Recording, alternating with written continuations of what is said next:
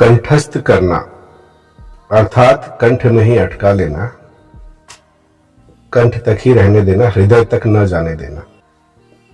और रामायण का संबंध तो हृदय से ही है। पर समस्या यह है कि लोग केवल कंठस्थ कर लेते हैं, रट लेते हैं और दोहराते जाते हैं। तुलसीदास जी संस्कृत के विद्वान थे, फिर भी उन्हें सरल भाषा में रामायण लिखना पड़ी ताकि लोगों तक पहुंच जाए। लोग रामायण दोहराते जाते हैं। आप विचार करिए कि अगर आप जो भी पढ़ते हैं अगर उसका अर्थ भी पता ना हो तो क्या इसे मूर्खता नहीं कहेंगे? बहुत समय से कथा चली आ रही है। एक बार एक महात्मा ने देखा कि एक तोता शिकारी के जाल में घायल अवस्था में फंसा है। महात्मा को उस पर दया आ गई। तोते को छुड़ाकर वे अपने साथ आश्रम ले आए, उसका उपचार किया और उसे पिंजरे में रखकर रोज सिखाते कि शिकारी आएगा, जाल बिछाएगा, उसमें फंसना मत। तोते ने यह बोलना सीख लिया। अब वह दिन रात यही रटता रहता था।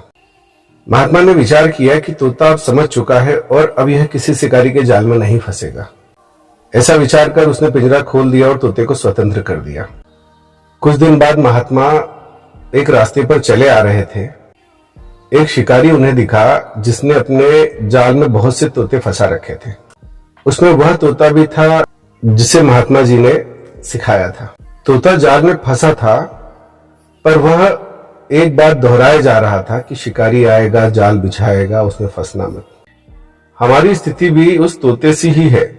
केवल राम राम रटने से जाल से मुक्त नहीं हुआ जा सकता। जब तक राम जीवन में नहीं उतरते तब तक आप धार्मिक हो ही नहीं सकते। हमारी पूजा पाठ सब आदत अनुसार चलती है, रोबोटिक मोड पर। रोज की तरह अगरबत्ती घुमाना है, रोज की तरह पाठ करना है, बस वही जन्म जन्मांतर तक, जब तक जीवित है तब तक आप उसे दोहराते रहते हैं। ये जो पूजा पाठ का समय और गणित है, ये सब बुद्धि का विषय है। पूजा के लिए बुद्धि नहीं, भाव की प्रधानता आवश्यक है। ये एक छोटा सा प्रयास है कि रामायण के उन प्रसंग पर दृष्टि डाली जाए जो कि लोग आदत अनुसार पढ़ते समय उस पर ध्यान नहीं देते। पिछले भाग में हमने सुना कि विश्वामित्र राजा दशरथ से राम लक्ष्मण को मांगते हैं।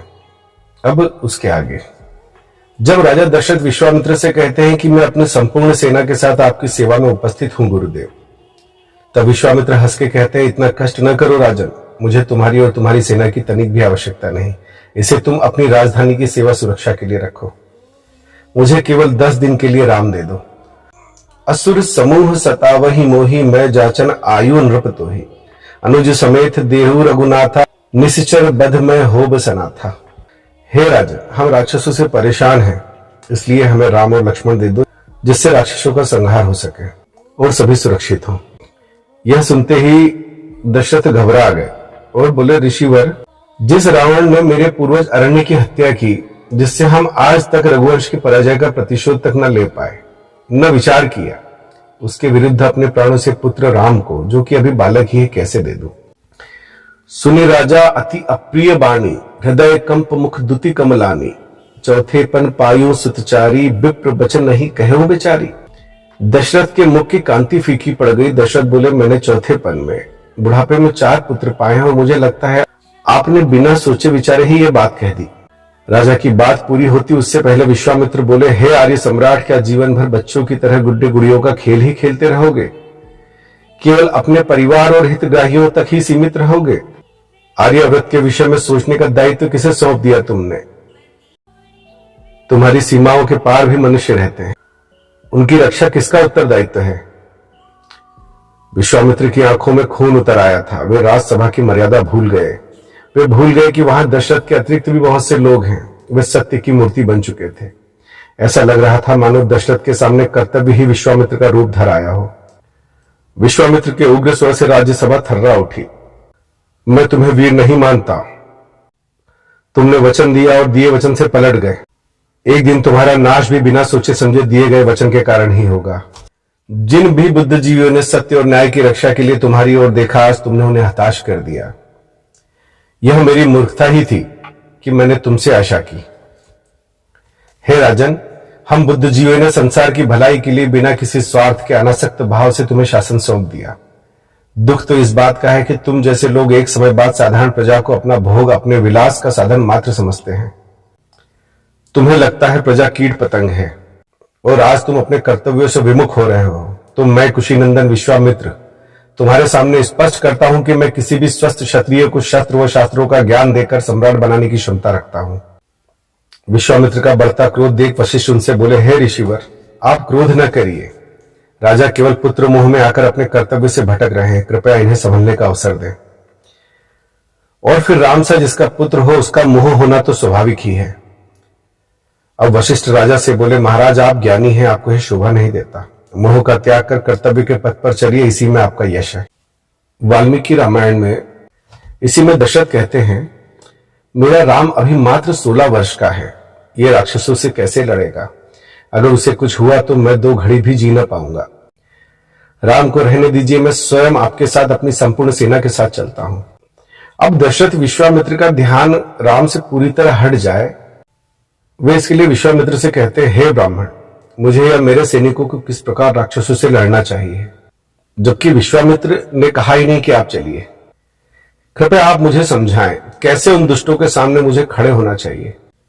इसकी योजना भी हमें बनानी चाहिए, क्योंकि आप जानते ही हैं कि राक्षस को अपने बल पर कितना घमंड होता है। इस तरह की बचकानी बात वे विश्वामित्र से करने लगते हैं। अब विश्वामित्र रावण का परिचय देते हुए राम को ले जाने की बात करते हैं। तब दशरथ कहते हैं, हे ऋषिवर, मैं उस दुरात्मा रावण के सामने युद्ध में ठहर नहीं सकता। कृपया आप मेरे पुत्रों और मुझ मंदभागी दशरथ पर दया करें। युद्ध में रावण का वेग देवता, दानव, गंधर्व, गरुड़, नाग भी नहीं सह सकते, मनुष्यों की बात ही क्या गुरुदेव। आप मारी सुबाहु की बात करते हैं, उन्हें कौन नहीं जानता। वे दोनों सुप्रसिद्ध दैत्य सुंदर उपसुंद के पुत्र हैं, और अगर बाधा डालने वाले वे दोनों ही हैं तो मैं उनका सामना करने के लिए अपने पुत्र नहीं दूंगा, क्योंकि वे दोनों प्रबल पराक्रमी और युद्ध विषयक उत्तम शिक्षा से संपन्न हैं। वे कोई साधारण राक्षस नहीं है। मैं स्वयं अपनी सेना के साथ उनसे युद्ध करने चलूंगा, पर अगर आप राम की बात करेंगे तो अपने परिवार समेत आपके पांव पकड़ लूंगा कि राम को छोड़ दें। ये सारी बातें सुन विश्वामित्र को अपार क्रोध हुआ। वे दशरथ से बोले, हे राजन, वचन देने के बाद वचन तोड़ना यह कुल विनाश का सूचक है। मैं जैसे आया था वैसे ही लौट जाऊंगा, आप अपनी झूठी प्रतिज्ञा के साथ सुखी रहिए।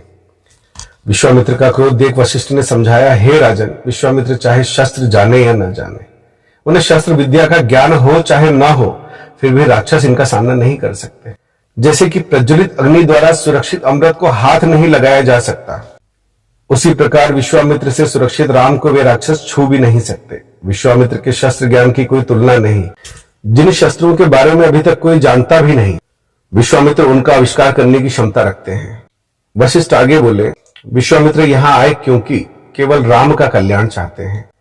इस तरीके से समझाने पर दशरथ बात को समझते हैं, उनका मोह दूर होता है।